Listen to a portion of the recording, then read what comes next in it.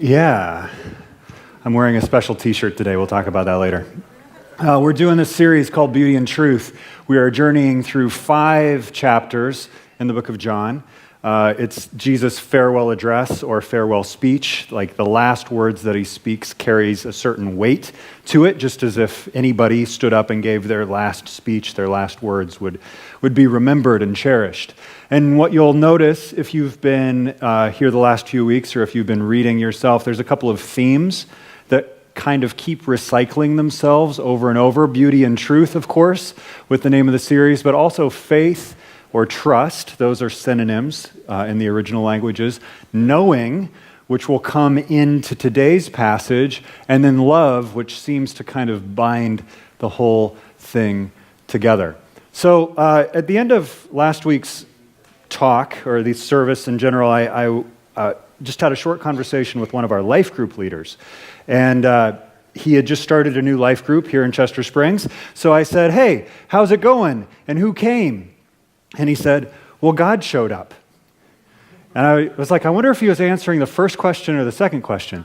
But I'm like, that's pretty cool. And they had a good showing, so that's really exciting.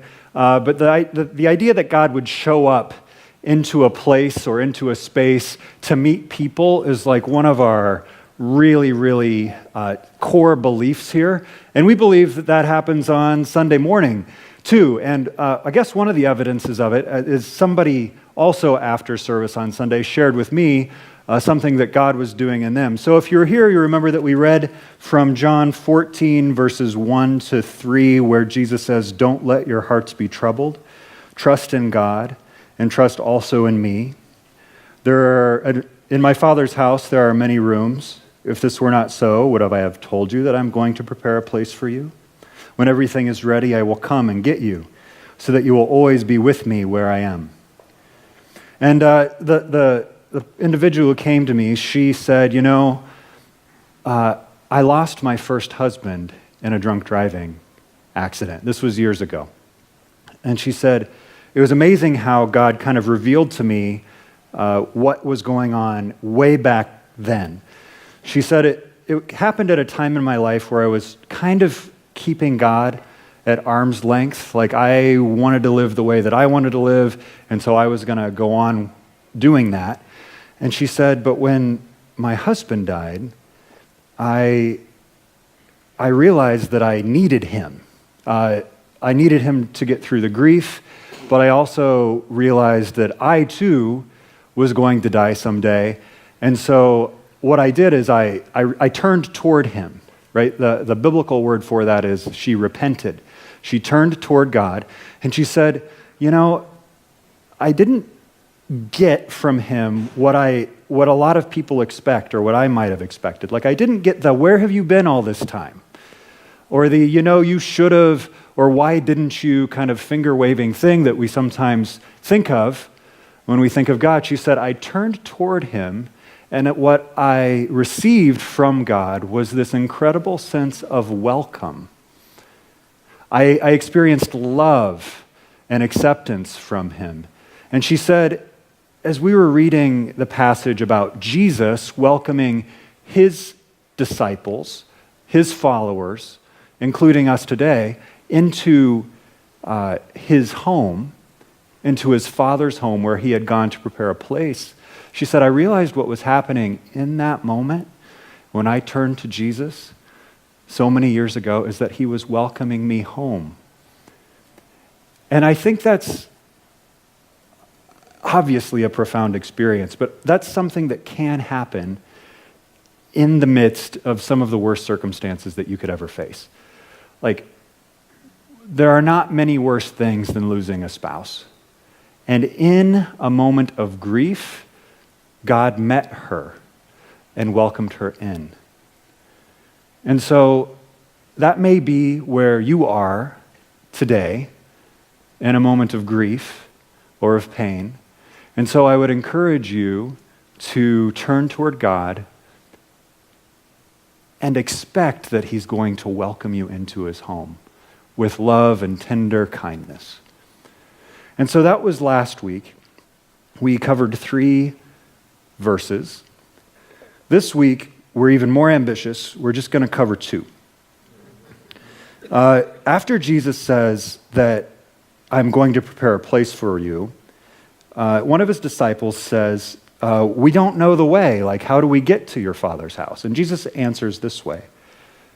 He says, I am the way, the truth, and the life. No one can come to the Father except through me. If you had really known, right, known me, this word that will come up over and over again, you would know who my Father is. From now on, you do know him and have seen him even. So, beauty and truth. And I think this is a passage where the beauty of Jesus and the truth of Jesus comes into like this perfect harmony. And some of you guys know that I'm a big Lord of the Rings fan. You guys know that? I'm more than you probably think, a nerd as far as Lord of the Rings goes. And I will say one of my favorite passages in all of literature is from the creation story of Lord of the Rings, which probably most of you haven't read. I would encourage you to go and buy the Silmarillion and at least read the first couple of chapters. But the creation of Middle-earth, where the events of Lord of the Rings happen, is through song. And what happens is these godlike beings begin to sing, and their voices form this harmony, and out of the harmony, like things come into being. And the thing sort of like matches the song. So like when the notes are deep and echoey, the mountains rise up, for instance. But then what happens is there's a silence that falls over the land, and this is before the sun or the moon have come into existence. And what happens in the silence is these two trees begin to sprout. And one of the trees, the leaves on it emits this shining silver light.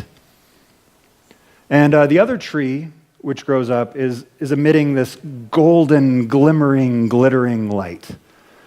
And as one tree is shining at its brightest, the silver tree, the other one is low. And then one begins to wane and the other begins to wax.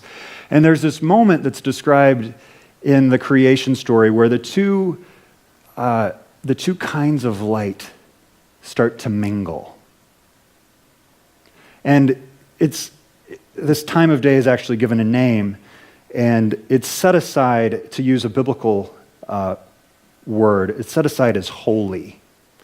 That's what holy means, to be set apart. And so the time where golden and silver light intermingle is set aside as holy. Just as today I feel like we have this moment where beauty and truth begin to intermingle in this amazing harmony. Now, I know not all of you are as nerdy as me, so I went and I asked some of the cool kids after church last Sunday, like, give me an example from the world of sports that would describe like a beautiful harmony between players. And I was thinking, I'm a little dated here with my NBA experience. I was like, like John Stockton and Karl Malone, or Michael Jordan and Scottie Pippen, and they said, no, I mean, obvious. It's the Golden State Warriors. And it was interesting to hear them talk about the Golden State Warriors. It was like almost, most people play basketball, but the Golden State Warriors, they're playing at this other level where even though there's multiple players on the team, it's like they operate as one. And it's almost like an art form for the Golden State Warriors. And so they'll probably win the championship again this year. And I do love sports. I'm just like, football is over, and now I don't know what to talk about. Watch some of the Duke-Syracuse game last night, though. Okay, maybe another example that will speak to everybody in the room is there's something that happens, right, when you take food and you mix it together and something new is created, right? So think again, keep this idea of beauty and truth in your mind, and the two come together and something really magical happens. And I don't know if everybody in this room has seen Ratatouille, but the Pixar films in particular, there is like a level of, again to use a biblical word, there's a prophetic voice there where they are speaking about the truth and the meaning of life in a way that is maybe unmatched in what you find in other movies. But do we have that clip ready? Can we show Ratatouille? Oh, Gusteau was right. Oh, yeah. Oh, amazing. Each flavor was totally unique. But combine one flavor with another, and something new was created. I brought you something to... Ah! No! Spit that out right now! Oh, I have got to teach you about food. Close your eyes. Now, take a bite of this. No! Don't just hork it down! Too late. Here. Chew it slowly. Only think about the taste. See? Not really. Creamy, salty, sweet, and oaky nuttiness. You detect that? Oh, I'm detecting nuttiness. Close your eyes. Now taste this. Whole different thing, right? Sweet, crisp, slight tang on the finish. Okay. Now, try them together. Okay. I think I'm getting a little something there. It might be the nuttiness.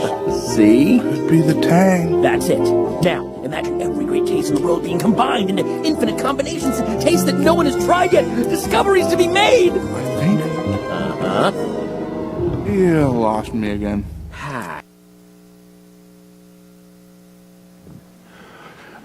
God's been teaching me something over the last couple of weeks, I suppose. I am the brown rat. The brown rat who kind of almost gets there and then it like fades back. But have you guys experienced that with food before? Like there is a level of food where food becomes art and flavors mix in such a way that it's beautiful and it's something new. And so when we look at Jesus, who is both beauty and truth, something happens that's unique in the world. And when he speaks and both beauty and truth come together, it's amazing. And yet I find in this passage in particular that I'm trying to understand it. My mind is reaching out to what it might mean when Jesus says, I am the way, the truth, and the life. And then it's like, poof, and it's gone, and I lose it. Anybody else relate to the brown rat in life? Men are willing to admit it, okay? Maybe it's a thing. But I don't know, I think that does a good job to kind of describe just how beautiful Jesus' words are here. So let's break it down in a couple different ways. Jesus says, I am the way, the truth, and the life. And when Jesus says, I am the way, I'm going to put the Greek up here too in case some of you are Bible nerdy. I don't know if anybody else is. I might be the only one, but if you know some Greek, this might be interesting. Greek is the original language the Bible was written in.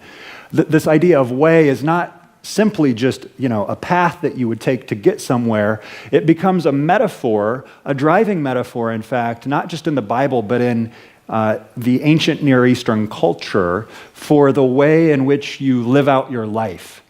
So it has to do with behaviors and the way that you act and ethics and living a good life. And again, you find this kind of language showing up in different little groups at the same time of Jesus. Have you guys heard of Qumran? Anybody here heard of Qumran?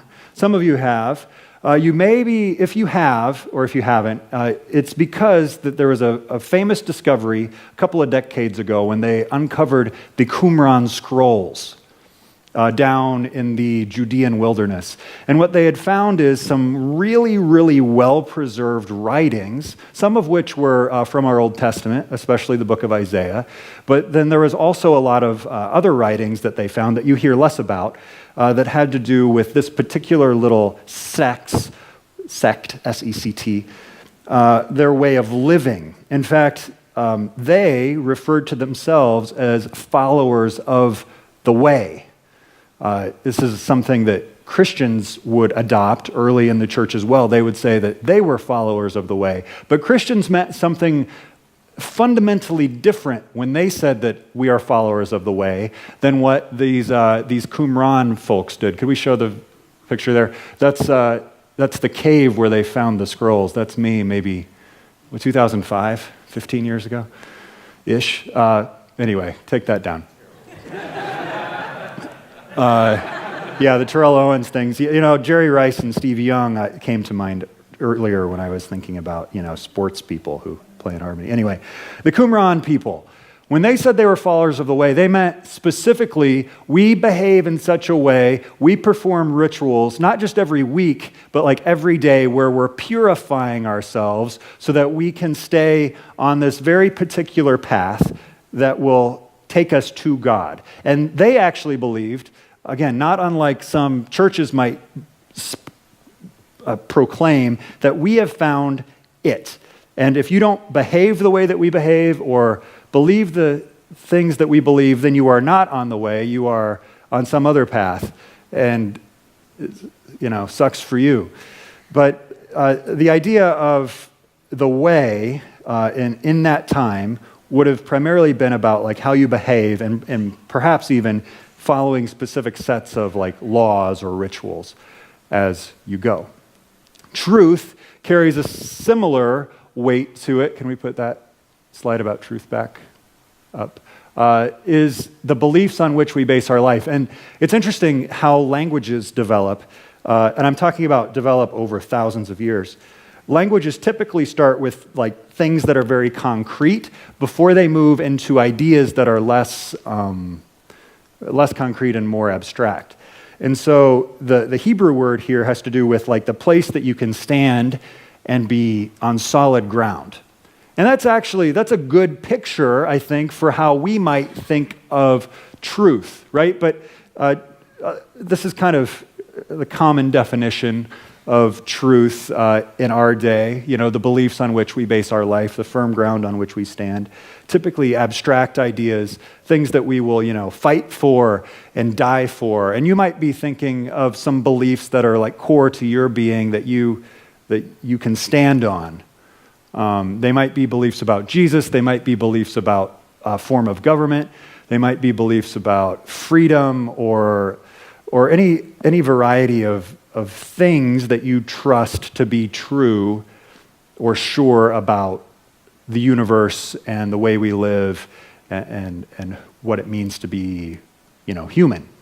They had similar ideas, of course, in Plato or in the Greek time, coming from Plato.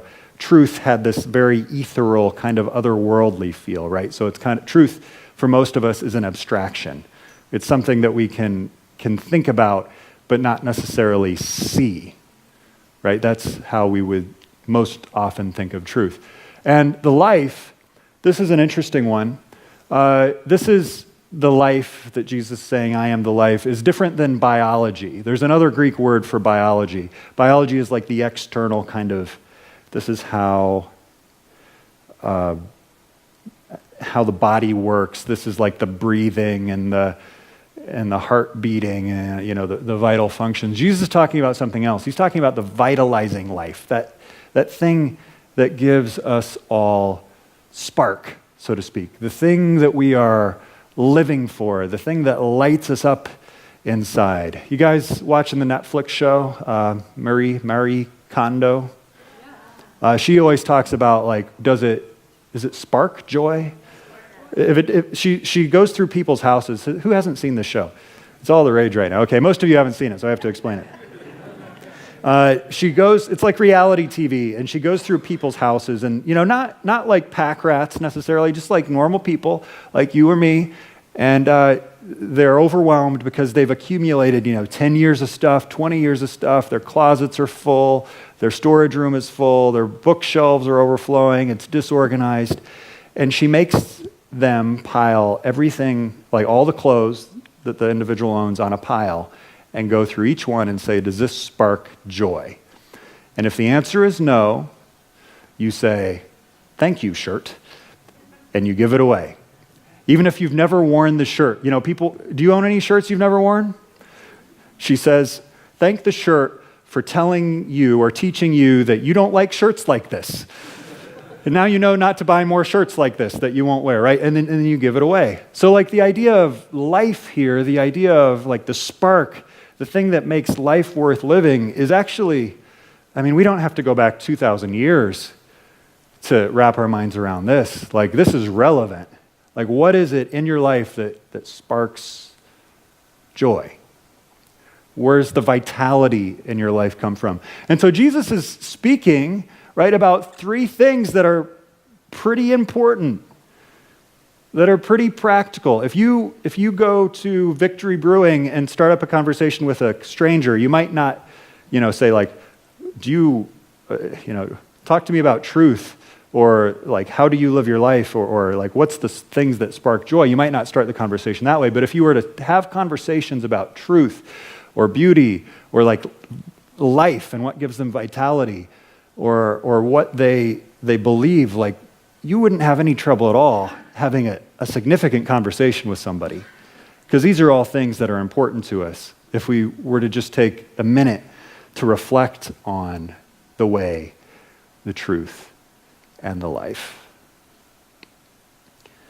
But Jesus does something here that is deeply profound and turns most of our preconceptions about the way, the truth, and the life on its head. Jesus does not say, I will show you the way. I will teach you the truth. I will point you toward the life. Jesus says, what? I am the truth. I am the way. I am the life. You understand what Jesus is doing here? This is going to mess with your ideas about truth and life and ethics and rituals and the way you live your life. Jesus is saying that truth is a person. The way is not a set of rituals or behaviors. The way is a person. You want true, vitalizing life?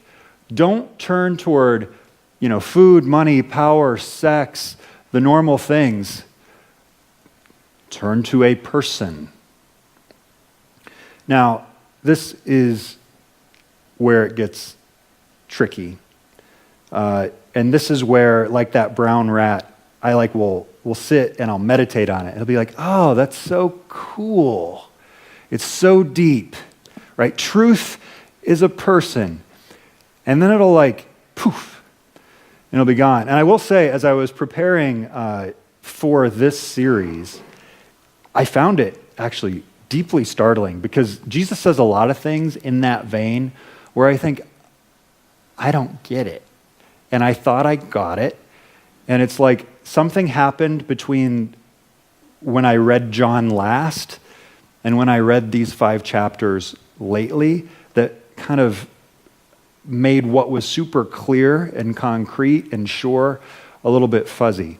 And so it was actually upsetting to me, not just oh, that's cool. It was what is wrong with me? I don't get it. And there's a concept actually that happens to toddlers that I relate to in this. So toddlers will go through what you call a neurological leap or a cognitive leap. And I'm jumping ahead in the slides here, but could you show that picture? This really describes the neurological leap. Right? So if you have toddlers, we will, here in about 2 years, Lord willing, you know that there are certain times, between baby and toddler, where everything's going fine. You've gotten into the sleep schedule. They're doing okay. And then they'll get cranky for a week. And what's going on there is that they're jumping. They're making a jump from I understood the world and it was fine, it was good, but now I'm understanding something new. I went from understanding smell and taste and color to realizing that there's patterns, and it's freaking me out. Right? And I was upset. And I think this concept, truth is a person, can be deeply upsetting. Like it can go from this is cool to this is upsetting, and I don't know what's going on. And I actually, there's a couple of things that I think maybe will help us capture what it means for truth, like what we've always thought was abstract, to take on flesh and blood and soul and spirit in the person of Jesus. So Exhibit A here is the shirt that I'm wearing. It says Stony Hill Farms. And I'm somebody who was raised in Iowa, and, organic was kind of a bad word where we came from. I mean, my mom had a garden. It might have been organic. I'm not sure what she put in it. So it was kind of that thing where we were maybe eating in some natural way. But we don't buy everything organic. We buy some things organic. And one of the things that has always been important to me is that I buy cage-free eggs, or like some sort of humanely treated eggs. Like cages, what happened, guys, is I was picking up odd jobs in high school, working here and working there, and I worked in a chicken, what I will call a chicken factory, to do some electrical work in there. And it was deeply upsetting because they put these chickens in these little cages and they never leave, and they lay eggs. And I'm not saying that animals need to be treated like people. I just think animals should be treated like animals, not machines. So that's where that comes from. So for maybe a decade, no, longer than that, for a decade and a half or 2 decades, somewhere, for a long time, I have had the idea that I will buy eggs that are cage-free, that are organic, that are like I just don't want my eggs to come from that factory. And I'm not telling you how to buy your eggs, okay? That's not the point. But there's something very, very different when you know the farmer from whom the eggs come. So we actually have a farmer in our, look, we're twinning in that picture. We're not twinning in real life. I texted Bing this morning, that's Bing. I said, I'm going to show your picture in church. I hope that's okay. I mean, you can forbid it, but I want to show your picture. I said, but man, I wish I had some suspenders. He said, I don't think you'll find long enough suspenders. Anyway, so like the abstract, in this case, right, Exhibit A, like it is living, flesh and blood and body and spirit. It's not just an idea. Like the eggs in my fridge say Stony Hill Farm on them, and I know the farmer. Like it's taken on this new level of understanding. It's hit me now, not just in the head, but I don't know, it's more holistic maybe. There's like actually it's a personal connection. It's a relationship that wasn't here before. Exhibit B is actually kind of more in my face, and I don't know if any of you have experienced this or not. But on Monday, I was sitting with my spiritual director over like Skype. He's in Ohio, I think. And we always start our session in silence. So we sit, and he doesn't say anything. He lights a candle. It's like a spiritual thing to do. And we sit over this video screen, and it's just like, my thoughts start to decompress, and I slowly kind of chill out, and kind of wait to see what settles. And all of a sudden, I just begin to weep, like uncontrollably weep. And my spiritual director says, this is a good question for you to ask anybody. But he asks me, what are the tears? And I say, I don't know. I'm not sure. And he says, what are you feeling? I said, I have no idea. And if you've been in my life group, I've actually kind of been saying this kind of week after week, like we're having a baby. And it's like, I'm having these emotions that I don't understand and don't have words for.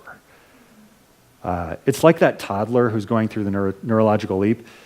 And they're positive, some of them, and some of them are negative, but it's not that I'm excited. People always say, you must be excited. I was like, I always, if I'm honest, I say, I don't know if that's the right word.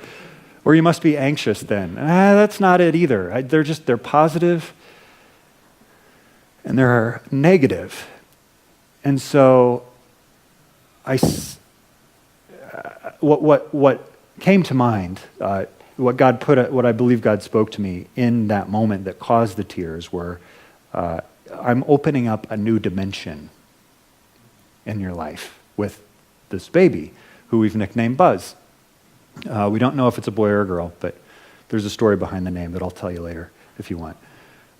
So Buzz is going to open up this new dimension in your life. And that's kind of actually a big deal because I don't know if your job is like this, but my job, pastoring, kind of has this tendency to take over everything in my life. Like it's all I do sometimes, and it's not healthy, and I'm repenting. Confessing, repenting, whatever. But it's like Alice and I go out on a date, and it's like, what do we talk about? It's the church. Or what do we think about? Well, it's the church. And it's not a bad thing to think about. It's just bad when it's everything, right? It's not a good thing to let it become everything. And so when God says, I'm going to open up this new dimension, it wasn't exactly an answer to prayer, because I don't know if I said, hey, God, I need more happening in my life than church, but it was like an answer to an unprayed prayer, if that makes sense. Like it was an answer to a desire that I had. And so I start to cry uncontrollably, and he says, what are you feeling? And I say, I don't know. And I sit with it for a minute, and I said, you know what I'm feeling? It's like I have 34 weeks of gratitude that just dropped on my head. And that was pretty amazing. And then it only took a couple of minutes, and the gratitude was intermingled. Can I use that word again on purpose? Was intermingled with grief. And I know that many of you know that Alice and I actually lost a baby a year ago Friday.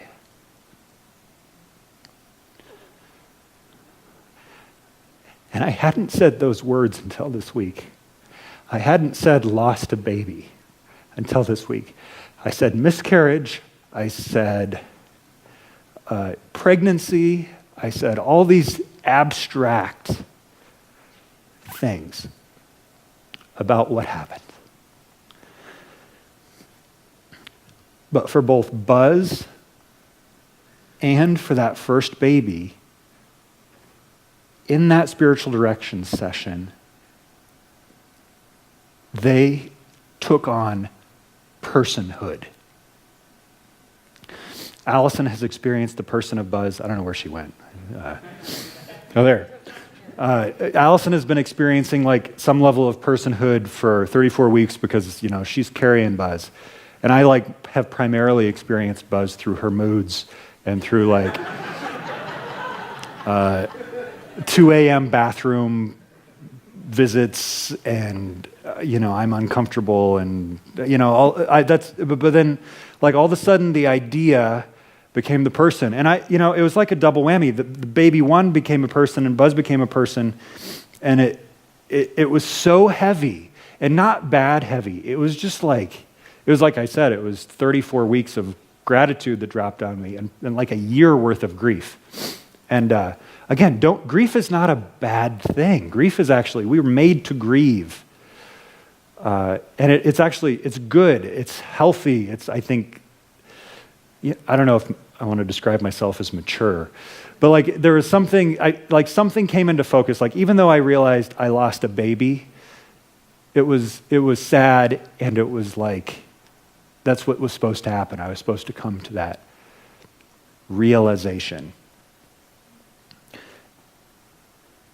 I think the weight of Jesus saying, I am the way, the truth, and the life carries more weight than that, because it's the truth and the way and the life taking on personhood. It's like the abstract, the things that you believe are true, the ideas that you would die for, all of a sudden become subservient to the idea that truth is a person. And it's okay if you don't make sense of that or can't make sense of that intellectually. I would encourage you, instead of running away from things that are hard, to run toward them. It's like, don't run away from grief, run toward it. That's how we grow, and that's how we become more self-aware, and that's how we become whole. That's I guess what happened. I felt like, even though in a moment I realized I had lost a baby and was able to say those words, I became whole, more whole in that moment. And so, the question is, out of this, what are you supposed to do with it? Right? Truth is a person. Great. How do I live my life? I think there's primarily two things to keep in mind as we head out of here. The first is humility. And maybe you all understand that truth is a person, but I don't understand it all that well. But the idea that maybe we're wrong. Maybe we're not just wrong about the details, but sometimes wrong about fundamental things that we thought were unshakable and black and white. I'm not talking about relative truth here. I'm not talking about subjectivity. I'm not talking about postmodernism. I'm saying actually the truth is as concrete as a person, and his name is Jesus. It's like flesh and blood and living, not dead and set in stone. And it's not always clear either. So just be humble when you take your stand. And maybe it changes the way that you argue. Maybe it changes the way that you relate to people on Facebook. And I don't know that I like this language, but maybe it changes the way you pick your battles. The things that you're willing to offend people over. If truth is a person, if truth is Jesus, the next time you feel like your cackles are, what happens to cackles? Where cackles, you get upset. When you get deeply upset about something because somebody believes differently than you, what if you thought, okay, I disagree. What's the fundamental reality here? Truth is a person. Is my goal to win the argument? And I'm talking about any argument. I'm not talking about just spiritual stuff. Is my goal to win the argument and defend truth, abstract, or is there something more important here? Is there actually a person that they need to meet named Jesus? And is what I say or is what I post on Facebook going to build a relationship between me and them, or is it going to tear down a relationship between me and them? Is it going to show them who Jesus is, or is it going to shroud who Jesus is? Is this the way Jesus would interact with people? Is this the life Jesus wants for people? Or is this kind of my own little kingdom that I'm trying to defend or trying to build or trying to advocate for? So humility, number one. Awe, number two. And that's we're going to worship here. And there's a thing where when we come into the presence of anything beautiful, it's beautiful in part because we don't fully understand it. It's beautiful because we can't 100% comprehend it. And I'm not saying that comprehension is bad, but as you come to understand how food works together, don't turn into you don't become someone who dissects or kills or dismantles food. You can grow in the wonder of it, oh, this is amazing. And so as we turn toward Jesus, and as he points us to God the Father, as we sing, there's an interaction with a person. And truth is a person. And the way is a person. And the life, the spark of joy in each of us is with this person. And so what do we do with the idea that truth is a person? I hope it helps us grow in humility. I hope it helps us grow in awe. I hope it helps us worship. I hope it helps us relate. Let's pray. Jesus, we simply ask that you meet us here today, now, as we sing. We pray that you would make us whole, that you would, as we interact with you, that somehow the reality that you are the way, the truth, and the life would hit us, like hit us in the heart and hit us in the mind and hit us in our very being. We turn our hearts towards you. We thank you that you are somebody who makes themselves known to us. We pray this in Jesus' name. Amen.